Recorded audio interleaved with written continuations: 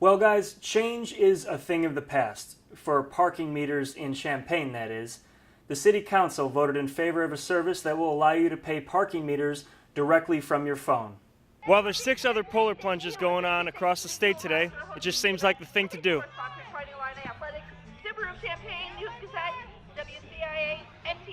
Here at Makerspace Urbana, they're celebrating a particularly special Pi Day. The numbers 3, 14, and 15 will not line up again for another 100 years.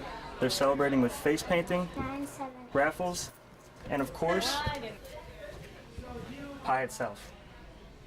I'm here at Marine Bank in Champaign in the 1000 block of Neal Street, where a bank robbery was reported today just after 10 o'clock. As you can see, police have the whole lot blocked off. The investigation is still pending. They've made no arrests thus far. I'm in Urbana at Crystal Lake, where Christian Zamora's body was pulled last Friday. If you look behind me, you can see there's a few cuts in the ice where it looks like they were looking for the body. Sean Morris and his 2 friends were walking by these tracks. He thought he could beat the oncoming train. It was a decision that would cost him his life.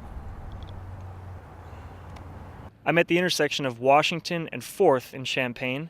Earlier today, police got reports of shots fired about a block north of here at Hill and 4th. That was around 4 p.m. The witnesses say they saw someone run into that greenhouse behind me here.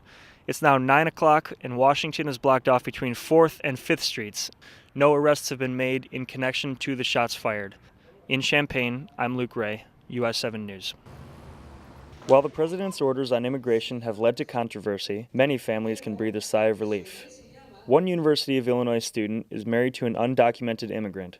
Together they are raising their 2-year-old daughter. She prefers not to be identified in order to avoid any possible harm to her family. He's just such an important part of our family. My daughter just adores him. He's just such a grounding, peaceful presence in our home, and I just can't imagine being a parent without him. Last Tuesday, December 2nd, the Champaign-Urbana Immigration Forum held a briefing at Urbana Middle School to address the recent changes in immigration policy and answer any questions for those who might be affected.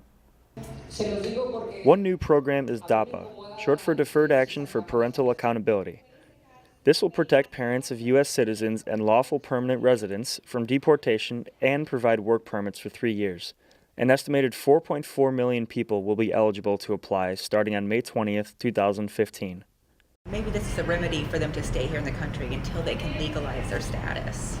And so we won't have to separate families. So it's something good to at least have people come out to announce they're here. Certainly many families are relieved, but it is temporary and it doesn't solve every related problem. So it you know, and on one hand, it brings us a great sense of peace knowing that our family unit won't be torn apart. But it's also sad. You know, on one hand, it would be wonderful to be able to visit his family, but we can't leave the country together because he can't come back. Luke Ray, US 7 Newsbreak.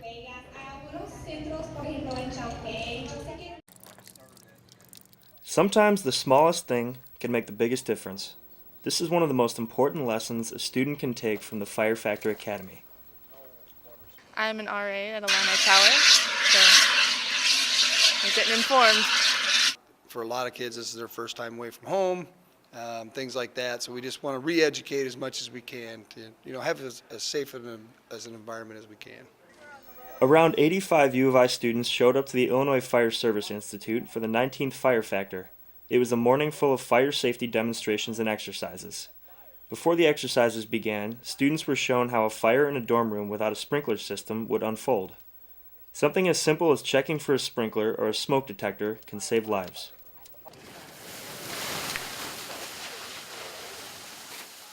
After the fake dorm fires, the students learned how to escape a smoke-filled building. They also learned how to properly use a fire extinguisher should the situation arise. As they say, there's a first time for everything. Fire Factor closed with a presentation on how to make it through your night safely at overcrowded bars. The lessons and drills were eye-opening for many of the students who attended. I just learned how difficult it really is in a real life, or not real life, but a simulated situation, which would, I imagine, make it even more difficult to handle in a real life situation.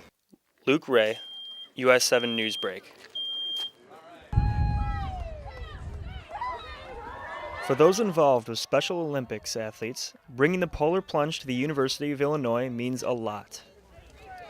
It's pretty much, I can't think of a place I'd rather be, to be honest.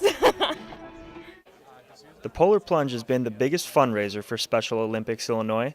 They've been doing it for 15 years, but this is the first time it's been held at U of I. So we thought if we could kind of bring it to the students, we could get more involvement, and also by that way kind of spreading the word that, you know, about getting community involved and coming to volunteer at our local competitions as well. Walk says because they don't charge athletes to participate, this is how they raise money. Over 300 people took the plunge and raised over $34,000. While there's 6 other polar plunges going on across the state today, it just seems like the thing to do.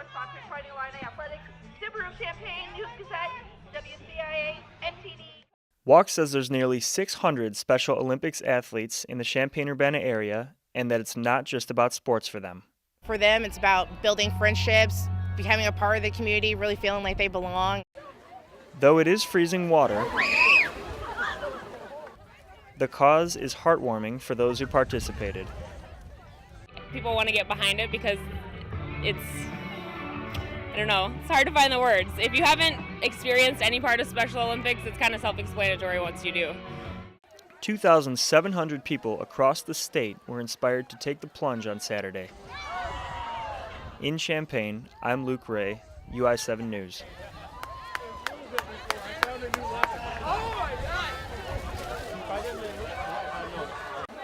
Students on the U of I campus and police in Champaign-Urbana are preparing for the 20th annual unofficial St. Patrick's Day this Friday.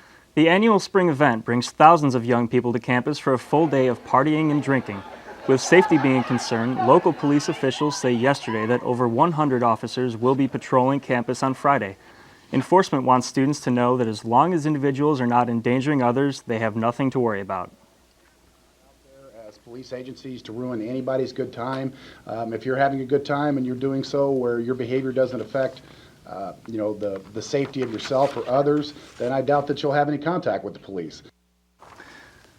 Police are stressing eating, rest, and hydration for those participating this upcoming Friday. Now, there will be people, walking all around campus to get to parties, wherever they're going. What do you say to people waiting in lines at bars? Yeah, huddle up. I guess that's the best thing to do. Well, Molly, I hope the cold weather isn't going to stay around much longer. I have personally slipped almost 3 times this morning on my way out of the house. Well, it should be warming up this weekend. We'll take a look at the weather forecast up next. Voting starts tomorrow for U of I students. Up next, we'll take a look at those student elections. And there are few girls in math and science, but a group is trying to change that. See how still ahead.